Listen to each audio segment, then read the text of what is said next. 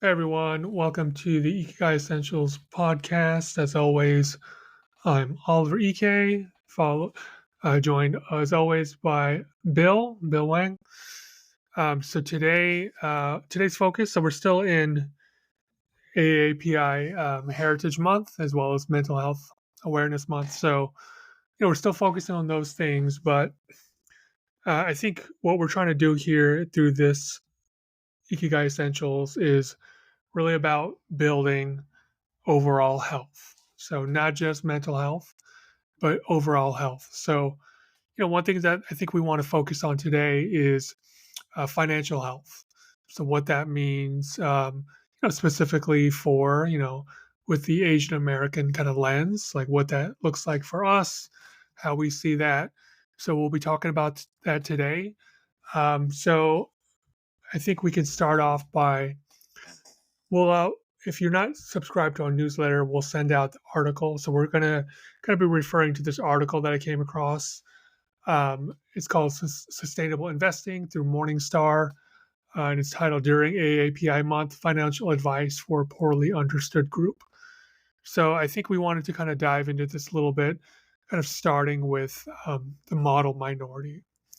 So Bill, why don't you kick us off and kind of let everyone know like what your thoughts are about when you hear model minority, kind of what does that mean to you and how Yeah, does that make you feel?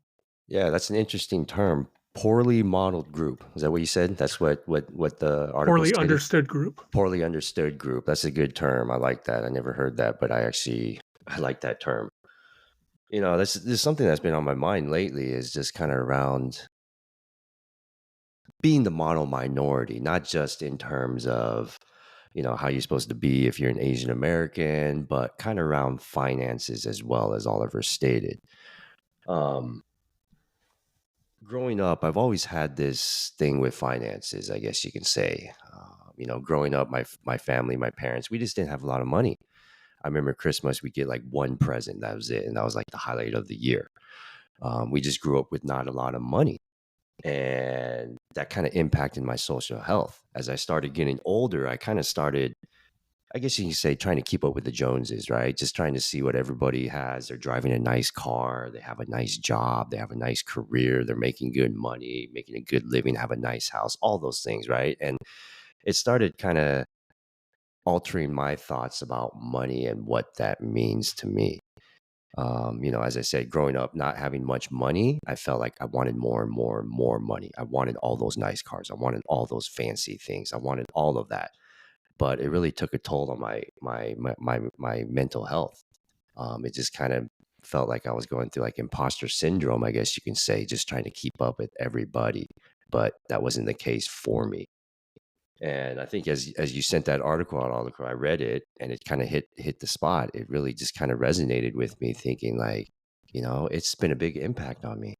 It's really taken a toll on my mentals. It just hasn't been, probably in the last 10 years or so, I started realizing that money's not all that important. What's that song by Mace? More money, more problems. That kind of is true. And it's been ringing to my ears. It's just like, it's not about money. It's about being happy.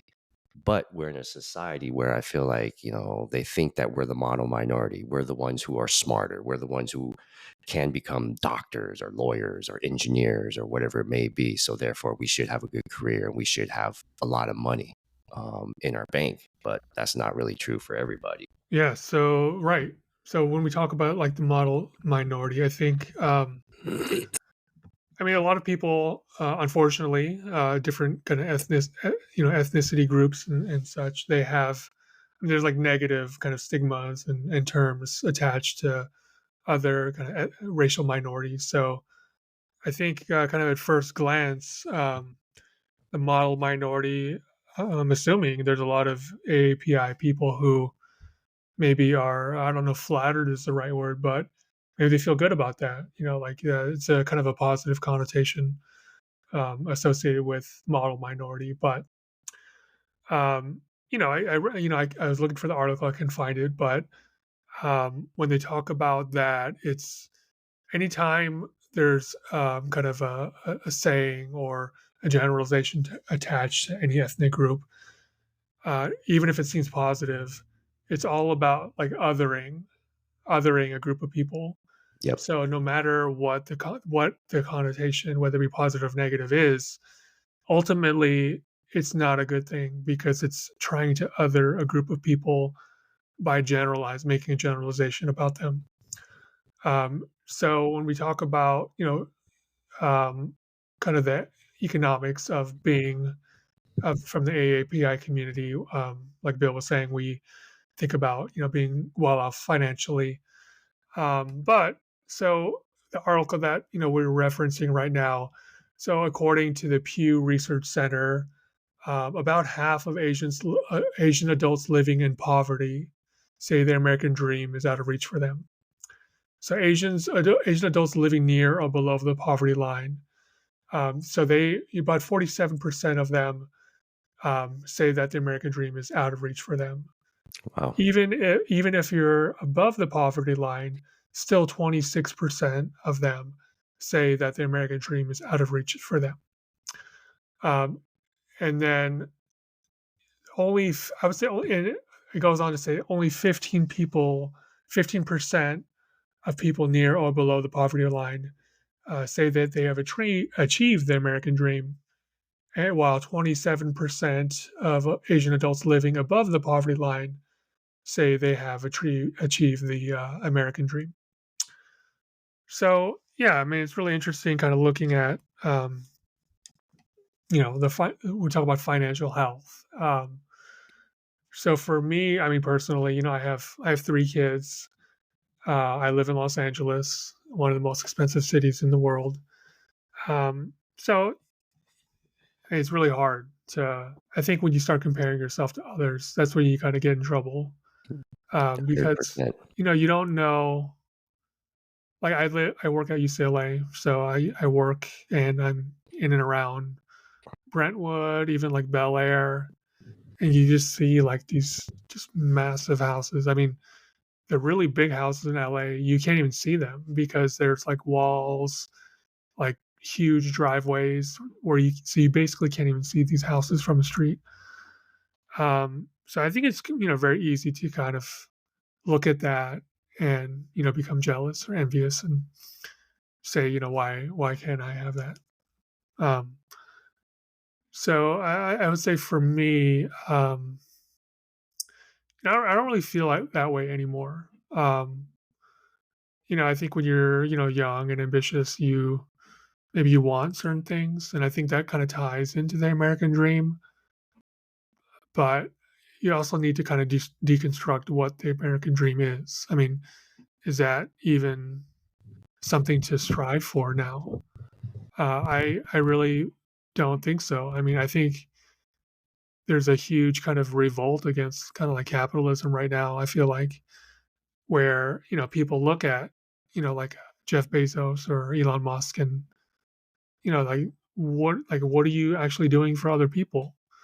I think at a certain place, like Elon Musk is still like trying to make more money, and Jeff Bezos is still trying to make more money, even though they have like more wealth than you could ever spend in like several lifetimes. So I mean, there's no such thing as enough, right? I think it's something maybe like within yourself. Obviously, there are bills to pay and things like that, and mouths to feed, and things that you need to sustain and get by and live comfortably. But once you get to that point, I think anything above that, I mean, you're gonna kind of put yourself in a precarious place in terms of like your mental health and Mhm. like where do you stop? Where does it stop? So, we just so I live in LA again.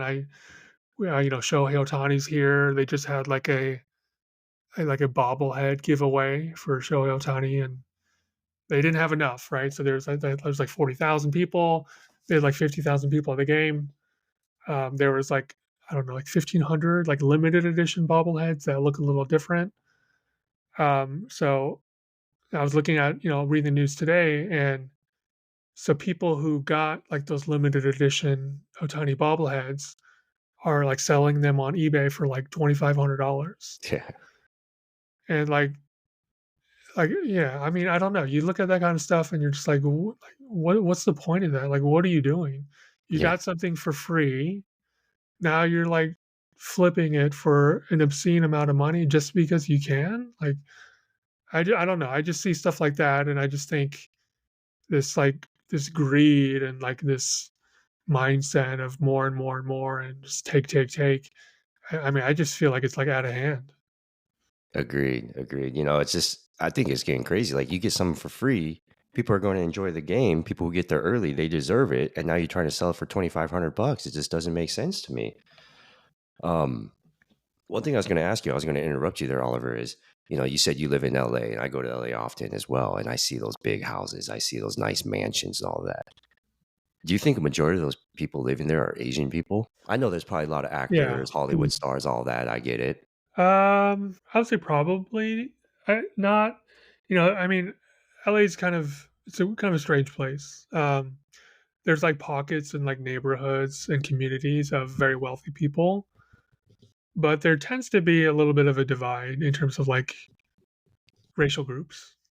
So there are certain pockets in LA County where that are like predominantly Asian or predominantly, white, for example. Right. So, and it's kind of hard to say, but I mean, from what I see, like in West LA, I don't think I don't think so. I would say it's probably less common than other ethnic groups. Makes But sense. if you go down to like maybe like Palo Verdes or somewhere like that, then it may skew the other way a little bit. But no, I don't see that Yeah. in LA. Now, the reason I asked, because I'm in San Diego, not too far from LA, right? And in this area called Carmel Valley, it's right by Torrey Pines High School. And, my mother in law is doing some remodeling. I'm helping her manage the project and, working with the contract and all that. And then one day I was chatting with him. He's a Taiwanese guy as well. So we're speaking Chinese. And he was telling me, like, oh, after this job, he has to go to this house in La Jolla. La Jolla is like this place where you have these big mansions. I think, is it Bruce Willis? A bunch of stars live out there as well. Or they have a second, third, fourth home out there. And he was telling me that he's going to this house to take some measurements for some blinds and some shades on their windows. And it's another Chinese family who owns it. And apparently it's like a $10 million house that they bought just for their kids. I was like, how old are their kids? Their kids are like in college. So essentially, they're probably just going to live there for like 3, 4 years. They're spending all this money on remodeling. And then afterwards, he said, yeah, they just plan to sell it. I'm thinking to myself, like $10 million house. And he even said that they're spending like $30,000 just for blinds and shades on the window, just for some college students. And that started making me think, like, man, like, are those, like, what are they thinking? Um, are the kids even happy? I'm sure they're, having parties there, have living in a nice place, nice view of the ocean, all of that. Friends are enjoying it. But are they really happy having all that stuff? Like, if I was in that position, I'd be kind of ashamed, to be honest with you. I'd be like, man, I don't want my parents spending all that money on me. I'm fine with just living in an apartment for a few years, just, next to campus. I don't need a $10 million pad just to live there during my 4 years of college. It just doesn't make sense to me.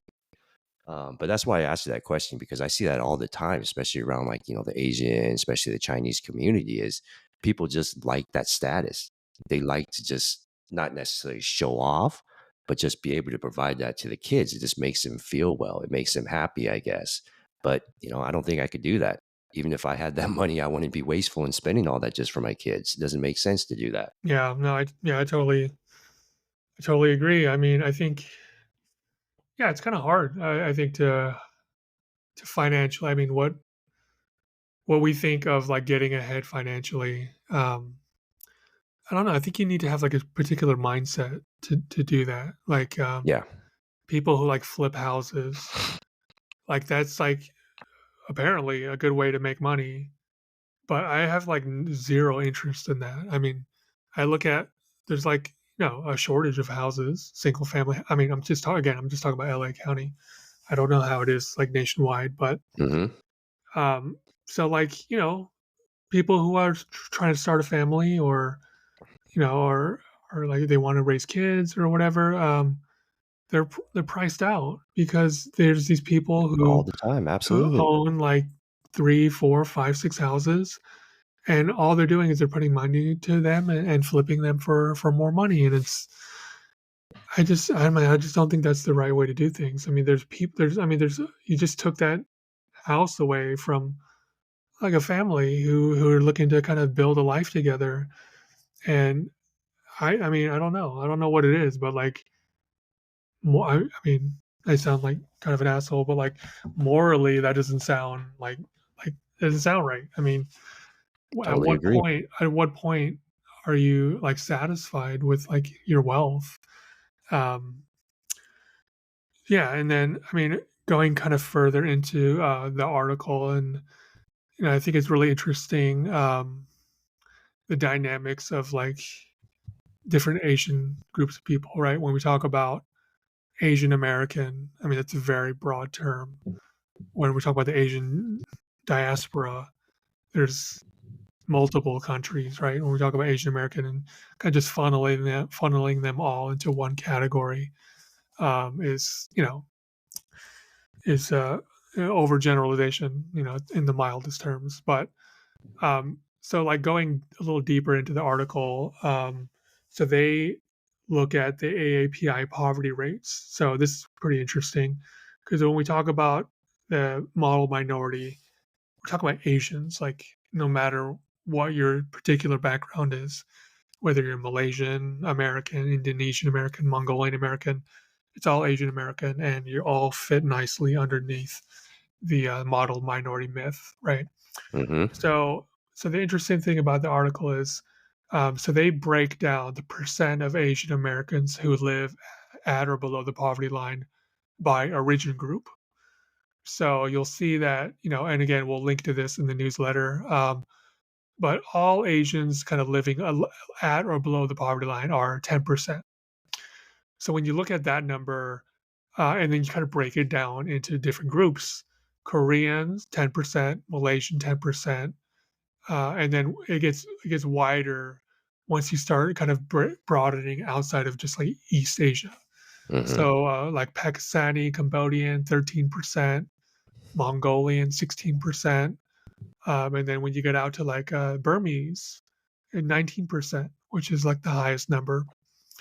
So so when we talk about Asian Americans, um, it's really hard to kind of build like an accurate number for all these different groups of people.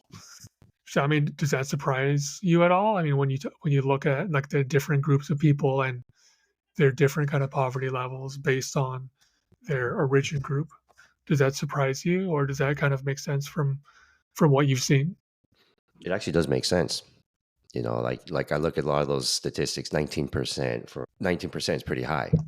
But you look at them, they come from the refugees, war torn countries. And I've been doing a lot of volunteer work, and I go to this area in San Diego called University Heights, where there's a lot of Cambodians, Burmese people, and you could tell that they're just not they're not financially stable. So the rates are pretty high, but it doesn't really surprise me, to be honest with you. Yeah, I mean, I think that is also interesting as well because I think in a previous episode we talked about like college admissions and how so I think Harvard struck down their DEI. I can't remember the what was it? I can't remember the name, but just kind of admissions based on kind of ethnicity and race. Right. But I mean, if you look at this, if you're looking at Asian, for example, so like at UCLA, and this is all publicly available data. There's no further breakdown of what constitutes an Asian person. So I think you make a really interesting point where if you're coming from like a war-torn country as like a refugee and you apply to a college for financial aid or just for admission, you're marking the Asian box. You may be at a disadvantage to be admitted into the program, even though your particular origin group is sorely underrepresented in higher education, and maybe Hmm. you don't have the means or the funds, or more than likely you're first generation. For a lot of the East Asian countries, Japan and like Korea and China, there's like a foundation of Yep. education, right? Where my mother, for example, she graduated college in Japan and America, and her father went to college. So there's like there's an institution of higher education. But when you kind of put everyone in this group of people, then you can be hurting these groups that actually don't have that kind of Yep. foundation and are don't have the resources perhaps as well when you're getting into these, when you're applying for colleges and things like that. Yeah. That's not fair. Like I see that all the time. It takes not necessarily one person or one group, but a small percentage of people to ruin it for everybody else or mess it up for everybody else or make it more difficult for them, right? Um, and that's the thing. I think people just generalize in terms of it doesn't matter what Asian you are, but you should still be that model minority. But they don't look at their background or where they actually came from. They should. It's not fair, to be honest with you. Yeah. Yeah, I mean, I think this extends to like the Latinx community as well, where Same. Yeah. yeah, I mean, people just it's very easy to say Latinx or Hispanic, but I mean, there's so many different countries, right? There's so many different kind of cultures and backgrounds, and coming from El Salvador versus like Mexico versus like even further south, like Colombia. I mean, that's going to be a completely different story, coming from completely different circumstances. So yeah, I mean, I think there's a lot of overlap between kind of different cultures, and when you start, like just smushing a huge, very diverse group of people into one little pocket of people, then things like this happen. So yeah, I mean, so like financial health. So I mean, what do you, I mean? You talked about it a little bit, but like for your kids, like I guess like what are your main lessons or things that you want to impart in your kids kind of going forward in regards to, because we talked a little bit about like a resistance to like Jackie Chan. I don't know if you've read about like him. Like apparently he's not going to leave like his kids like anything, Yeah. right? I So read he's like, something about that. yeah, Yeah. he's like, my kids are smart. They're going to be fine. And a lot of celebrities, a lot of people with a lot of money. I think I'm rambling a little bit here, but like I think there's a big difference between like old money where your parents were wealthy, their parents were wealthy, versus I'm going to use like Shaq an example because I think he's like a really interesting person. I So love he Shaq. he he came from like nothing, right? And then now he's a multimillionaire, and he's very very adamant that, and he's doing the same thing for his kids. He's like, I'm a millionaire, you're not. You guys Yep. don't have Yep. any money. You guys don't have jobs. So he's very adamant that making them giving them too comfortable of a life is like the biggest disservice you could do for them, because like through that struggle you learn how to kind of manage life and you grow as a person. You you grow character and things like that. So I think it's really important that you actually understand what it looks like to not have any money, so that you can actually fully appreciate kind of what it is to have money. So for you, I think kind of like going forward, and we always try to kind of bring things out to everyone who's listening in a way that's hopefully useful for you and kind of for your future. So I guess Bill, like for you, like what do you see kind of like for your kids going forward? I'm torn, to be honest with you. Like, I'll be honest, I've been in a position where my parents have given me money to buy my first house, for example. I felt guilty. I felt ashamed. But also on the flip side, I felt grateful for that opportunity because not a lot of kids or people have that opportunity. But now that I have kids, to be honest, I'm really torn. I'm like, okay, I want to return the favor to them. I want to set them up for success, not necessarily, financially stable for them because eventually they have to, get a job, a career and earn their own money and make a mark in the world in their own way. But how do I find that balance? My most important thing for my kids is I just want them to be happy and healthy. I tell my kids all the time, you don't need to get into Stanford, Harvard. You don't even need to get into a 4-year university. As long as you have a good plan in place, I'll be supportive 100%. Obviously, I don't want them to work at McDonald's, drop out of high school, and just do whatever and just not figure out their life. But then on the flip side, I don't want to be in the position where I'm like, okay, you know what? You'll be okay because eventually when I pass, whatever assets I have, whatever assets my wife has, is going to pass down to the kids. But I don't want him to put him in that situation either because I don't want him to feel like everything's handed to them and given. Just like you talk about Shaq, I follow Shaq a lot. I love him. He's just hilarious. He's a great guy. He's also very generous in giving away a lot of his money and helping people in need. But I don't know if I can do that for my kids, to be honest with you. It's like I feel like I should because they have to learn the hard way. But then I feel like I don't want to because I had to go through that as a kid, and I really don't want them to put through that as well.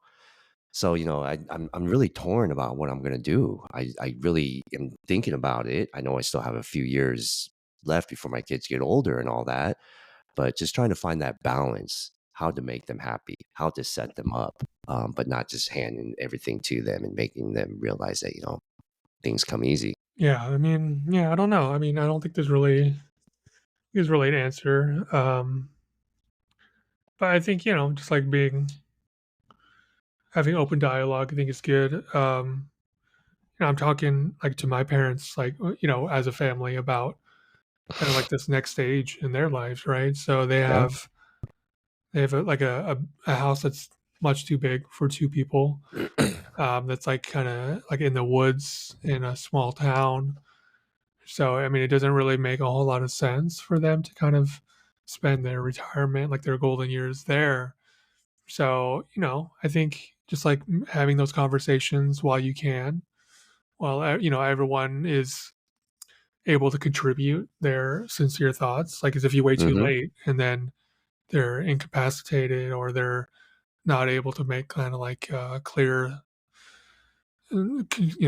construct like clear thoughts and articulate themselves, then you're kind of left guessing. So, I mean, yeah, I think I'm in the same kind of boat with my kids. I mean, I feel like they're gonna be okay. Like Yeah. the way that like the way we see the world right now is probably the way that our parents saw the world when they were our age. It seems like kind of very doom and gloom, to be honest with you right now. Just like the way like a breakfast burrito is like $18 in LA now. It's It's nuts. it's just like crazy, right? So, but I'm sure our parent. I mean, I look at my parents. I'm sure they went through like much harder things than having to deal with like things like this. So, I think, yeah, just like having open lines of communication, Yep. like just like talking to your kids like you are now. It seems like these are conversations you probably never had with your parents. So I think that on its own has created a different dynamic. So I don't think at a certain point I don't think it's Totally agree. I don't think you need to worry about like making maybe the same mistakes that you felt maybe your parents made with you, because you've like carved like a very different path no matter which way things go. But I mean, money, you can't take money with you when you die, right?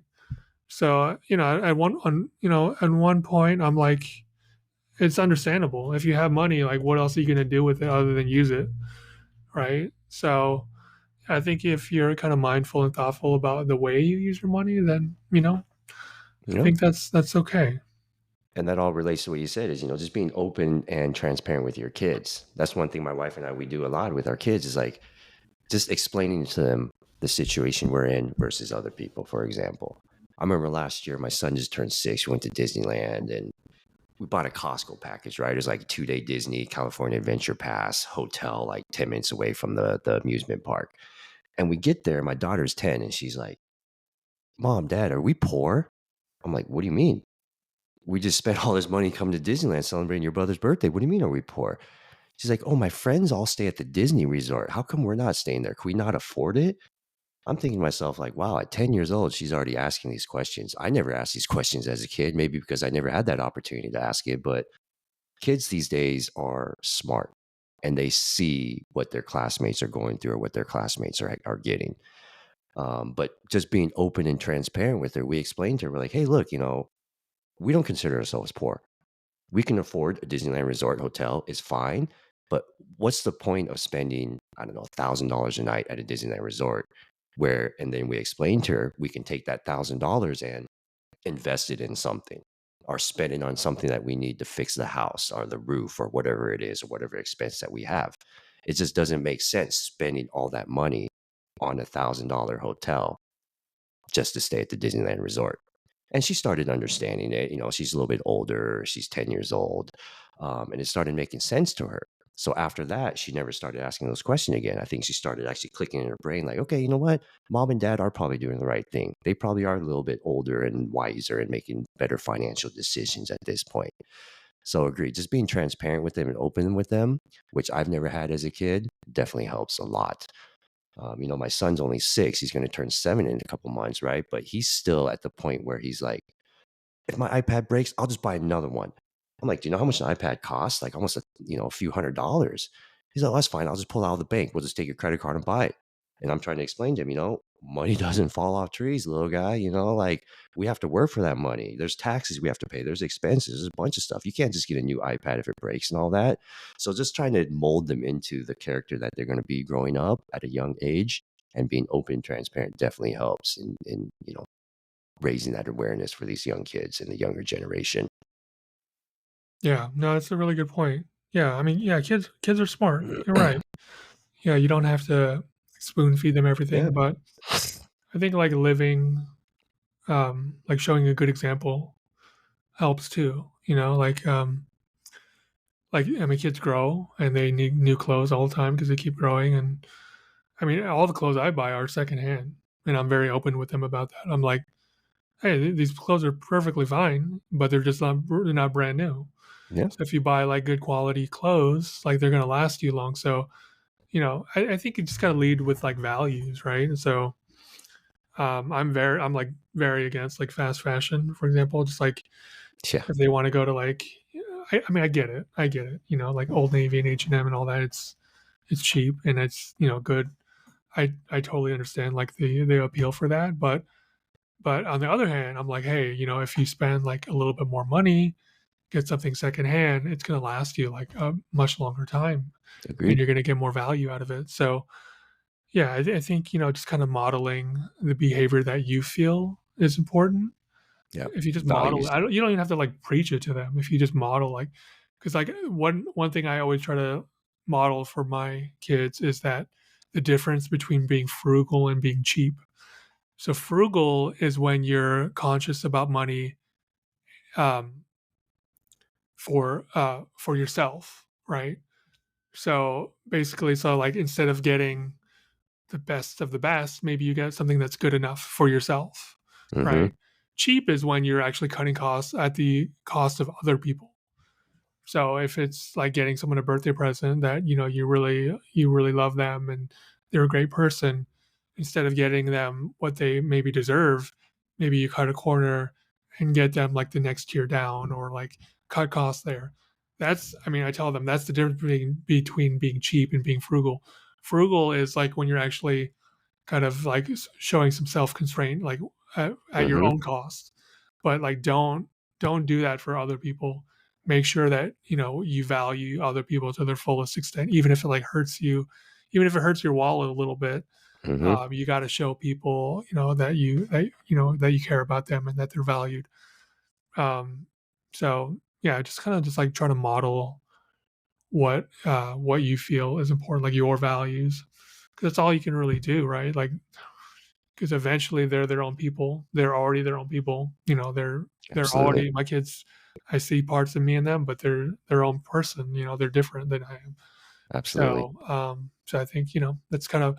So I asked you about like what you want to impart at your kids, and I think that's for me is that like it's okay to be frugal, but like don't be cheap. Be mindful about the way you spend your money and don't compare yourself to other people because that's kind of where you get yourself in trouble.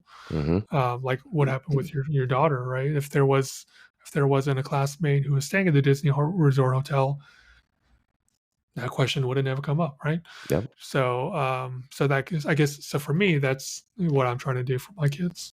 Yep. Leading by example too, right? That's related to what you're saying, the values. I remember Oliver, you said something like you hate wasting food. I think you mentioned that a few episodes ago, and that actually made me think like, wow, my family, we're wasting a lot of food. Like there's people out there starving. This meat, vegetables where we buy with inflation nowadays, it's not cheap, right? So that actually really instilled in me and instilled in my mind. And I'm kind of at the point where I'm like telling my kids, hey guys, stop wasting food. Like if you can't finish it, don't get that much on your first serving, right? If you can't finish it, don't throw it away. I'll eat the leftovers. I'm fine. I'm kind of like the garbage collector here, eating all their food. But that actually resonated with me, and that's kind of led me to lead by example in teaching my kids these values, right? Telling them that not necessarily like, hey, you got to eat everything just because if you don't, it's a waste of money. No, I can't say that, but just teaching them the importance of what it costs and what value each item has, right? They don't understand that, okay, this steak costs, $9.99 a pound or whatever the price may be, but they will understand that, it takes work and effort and time to get those items. So they'll appreciate a little bit more at the end of the day. And I'm starting to see that with my daughter, right? She's already 10. She's starting to learn those things. She reminds her little brother that don't waste food, or, this is food that other people can eat. Don't just throw it away and all that. So just leading by example definitely does help and does rub off on these younger generation.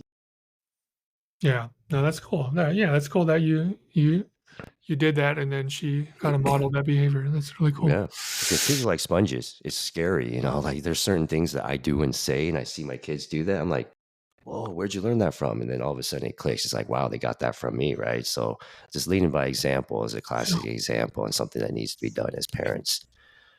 Especially as Asians, I would say, especially being Chinese. Like I hear from my daughter sometimes. She's like, "Oh, classmate A, who's Chinese, said they live in a mansion or something like that." And then she started asking me how much our house costs and all that. We explained to her, we told her keep it at home because that's family business. Don't go tell other people and all of that. And she understands that. But she already has this conception where she's kind of feeling it from other Asian classmates per se, where they typically like to compare a little bit more than, compared to like other kids of other ethnicity. Yeah. Yeah, I mean, I hear that, I think, kids like comparison is a way to help them understand their place in life. I can It's good get and that. bad. Yeah, good and bad for sure. Okay.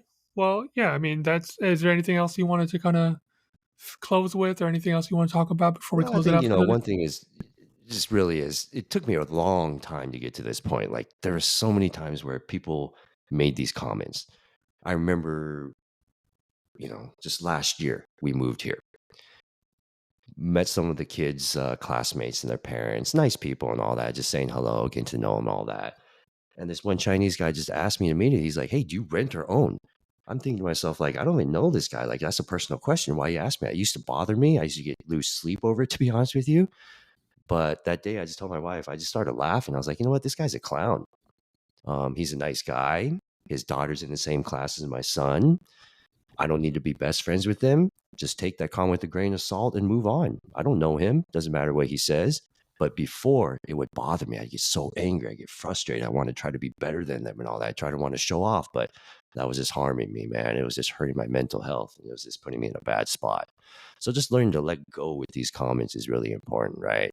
I think especially being Asian, Chinese American, growing up in a family with not a lot of money, I kind of felt sensitive to those comments. But now I kind of realize, growing up like that has probably made me a better person and hopefully a better parent for my kids as well. Cool, man. Yeah, no, that's great. All right. Well, I think that's it for today. A couple things we want to talk about before we close it out.